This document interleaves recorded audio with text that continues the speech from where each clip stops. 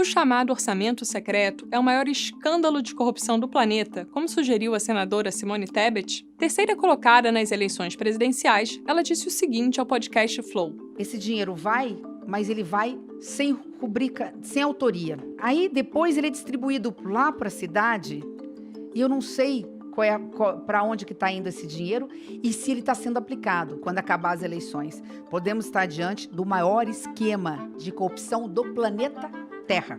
Eu sou Mariana Schreiber, repórter da BBC News Brasil aqui em Brasília. Entrevistei uma série de estudiosos do tema e te explico qual o problema do orçamento secreto. Primeiro, vamos entender o que é o orçamento secreto e as suspeitas de corrupção. Desde 2020, o Congresso passou a controlar uma bolada do orçamento federal, que antes era gerida pelo governo. Em 3 anos, já são mais de 50 bilhões nas mãos dos parlamentares. Funciona assim: o deputado relator do projeto de orçamento centraliza as demandas dos parlamentares e envia para os ministérios executarem os gastos. É uma negociação que envolve os principais caciques do Congresso, em especial os presidentes da Câmara e do Senado. Um ponto importante: essas emendas sempre existiram, mas o valor era bem inferior. Em 2020 é que disparou. Um grande problema destacado pelos especialistas com quem conversei é a falta de transparência. Antes era possível saber como essas verbas eram destinadas pelo governo. Agora não. Tanto que as suspeitas de corrupção até agora foram descobertas por investigações de jornalistas. No vídeo que viralizou, Simone Tebet cita cidades do Maranhão que inflaram artificialmente os números de atendimento pelo SUS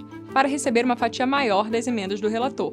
Um esquema revelado pela revista Piauí. Uma cidadezinha no interior, por exemplo, teria feito em 1 ano mais exames de HIV do que toda a cidade de São Paulo. Outra pequena cidade maranhense informou que extraiu num único ano 540 mil dentes, o que significaria ter tirado 14 dentes de cada boca de cada cidadão da cidade, inclusive do bebê recém-nascido que não tem dentes. Mas essas não são as únicas operações suspeitas. O orçamento secreto não tem nem 3 anos e já houve uma série de denúncias reveladas pela imprensa, em especial o jornal Estado de São Paulo. Em maio de 2021, por exemplo, o jornal revelou que ao menos 271,8 milhões foram usados para aquisição de tratores e outros equipamentos agrícolas. Os registros mostram valores bem acima dos previstos na tabela de referência para compras do governo, o que poderia ser um indício de superfaturamento. E isso nos leva ao centro da fala de Tebet. Dá para falar em maior escândalo do planeta? Apesar das denúncias e das dezenas de bilhões de reais movimentados pelo orçamento secreto, a Transparência Internacional Brasil considera que não é possível dizer que se trata do maior esquema de desvios de recursos do planeta. Isso porque, embora existam muitas suspeitas, ainda não há confirmação de desvios nem de quanto estaria sendo desviado. E comparar esquemas no mundo é complicado porque a corrupção raramente é revelada e comprovada. Mas para o diretor executivo da Transparência, é possível afirmar que o orçamento secreto é extremamente grave e se trata do maior processo de institucionalização da corrupção que se tem registro no Brasil. Ele fala em corrupção institucionalizada porque as emendas do relator, que é o nome oficial do orçamento secreto, funcionam dentro de regras orçamentárias previstas em lei. Ou seja, um mecanismo institucional estaria sendo desvirtuado para dar um verniz legal a uma prática corrupta. E a organização chama de prática corrupta porque, na sua visão, o orçamento secreto permite que o dinheiro público seja apropriado por interesses privados, seja para fortalecer politicamente alguns parlamentares, seja para permitir o enriquecimento ilícito por meio de desvios. Em meio às críticas e denúncias, Bolsonaro costuma dizer que as emendas do relator são uma invenção do legislativo e que ele chegou a vetar a novidade. Quando foi criado isso lá atrás, eu vetei.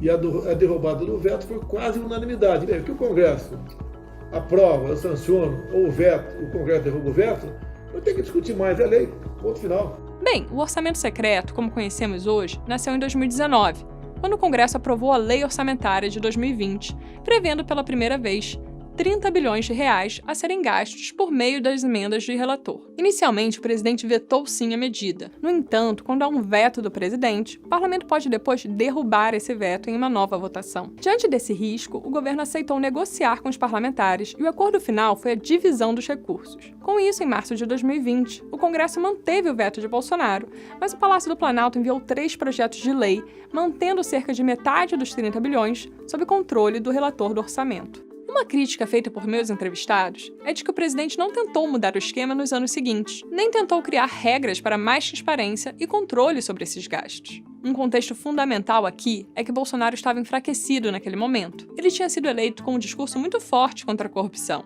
e de repente viu o filho mais velho sob investigação e um ex-assessor, Fabrício Queiroz, ser preso. Nessa mesma época, por exemplo, vieram à tona os depósitos que Queiroz havia feito na conta da primeira-dama, Michele Bolsonaro, de R$ 89 mil. Bolsonaro afirmou que havia emprestado esse dinheiro a Queiroz, que a primeira-dama recebia o pagamento das dívidas parceladas em sua conta. Na visão dos analistas sobre o risco de impeachment, Bolsonaro precisou se escorar justamente no chamado Centrão, o mesmo Centrão que tinha sido alvo de sua campanha. Eu queria tirar foto, já que é no final do rosto de cada um dos senhores aqui,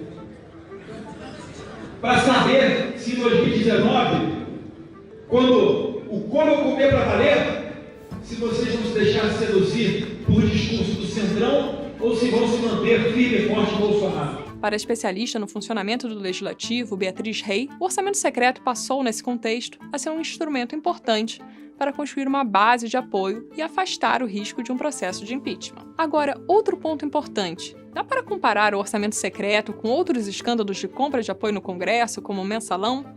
Críticos do atual governo têm comparado o orçamento secreto com escândalos de corrupção dos governos do PT. Eles dizem que, no fundo, é tudo a mesma coisa, ou seja, governos comprando apoio de parlamentares. No caso do chamado Mensalão, o Ministério Público concluiu em 2012 que foram desviados ao menos R$ 101 milhões por meio de fraudes envolvendo contratos de publicidade de órgãos públicos. Já no caso do chamado Petrolão, R$ 6 bilhões desviados da Petrobras foram devolvidos após acordos de colaboração, leniência e repatriações. A questão aqui é que ainda não se sabe se de fato estão ocorrendo desvios do chamado orçamento secreto e qual seria o montante desses supostos desvios. Esses recursos, em teoria, têm sido destinados pelos parlamentares para gastos e investimentos em seus redutos eleitorais, como obras, compras de equipamentos e realização de procedimentos médicos. Por enquanto, há apenas indícios de corrupção, alguns já sob investigação. Esse esquema permite desvios de recursos numa escala talvez não conhecida até hoje e numa forma de pulverização da corrupção. Porque é um recurso do orçamento federal jorrando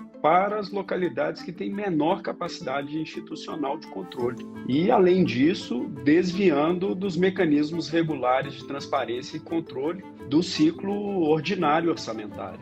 Mas a Transparência Internacional destaca outro problema. Um orçamento já apertado, áreas importantes estão sendo afetadas em prol de financiar o orçamento secreto. Exemplo disso é o corte previsto de 59% nos recursos da farmácia popular, que inclui medicamentos do tratamento de asma, hipertensão e diabetes. Segundo o jornal Estado de São Paulo, o valor previsto pelo governo para o programa Farmácia Popular em 2023 ficou em 842 milhões.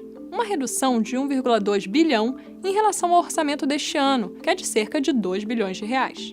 Enquanto isso, a proposta de orçamento para 2023, enviada pelo governo para o Congresso, aumentou os recursos do orçamento secreto, de 16,5 bilhões de reais em 2022 para 19,4 bilhões de reais no próximo ano. O presidente da Câmara, Arthur Lira, que é aliado de Bolsonaro, costuma defender as emendas de relator, dizendo que o parlamentar conhece melhor a realidade dos municípios e, por isso, estaria mais preparado para decidir onde aplicar os recursos federais do que as equipes dos ministérios. O argumento é refutado por estudiosos da administração pública. O orçamento secreto balcaniza, pulveriza o dinheiro público, quebrando a racionalidade do planejamento de cada política pública, o que só os ministérios conseguem fazer em âmbito nacional. A opacidade e a falta de critérios técnicos realmente potencializam em muito o puro e simples desvio de recursos públicos, o enriquecimento ilícito e, em última instância, conjugado com estratégias de lavagem de dinheiro. O diretor da Transparência Internacional Brasil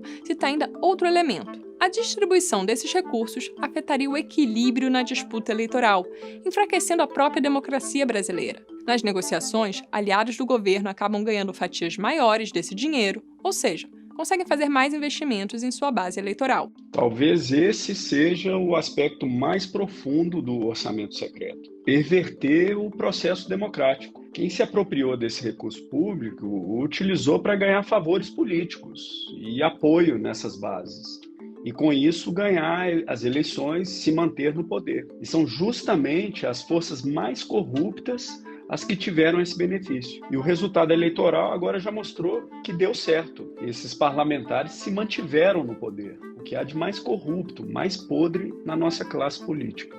Levantamento da revista Piauí mostrou que os principais partidos do Centrão contaram com mais de 6,2 bilhões de reais de recursos das emendas do relator, o que pode ter ajudado na eleição de pelo menos 140 parlamentares. Ou seja, dá cerca de 44 milhões em média para cada um desses congressistas que apoiam Bolsonaro investirem na forma que quiserem. Já os deputados reeleitos pelos partidos que apoiam Lula receberam em média 7,5 milhões cada das emendas de relator, segundo a revista. Ou seja, aliados do governo receberão um valor mais de 5 vezes maior para investir em seus redutos eleitorais. Eu tentei obter respostas do Palácio do Planalto e dos presidentes da Câmara e do Senado, mas eles não quiseram se manifestar. Apesar disso, espero que o tema tenha ficado mais claro. Caso contrário, deixe aqui sua pergunta, que continuaremos tentando esclarecer e cobrando uma posição das autoridades. Obrigada e até a próxima!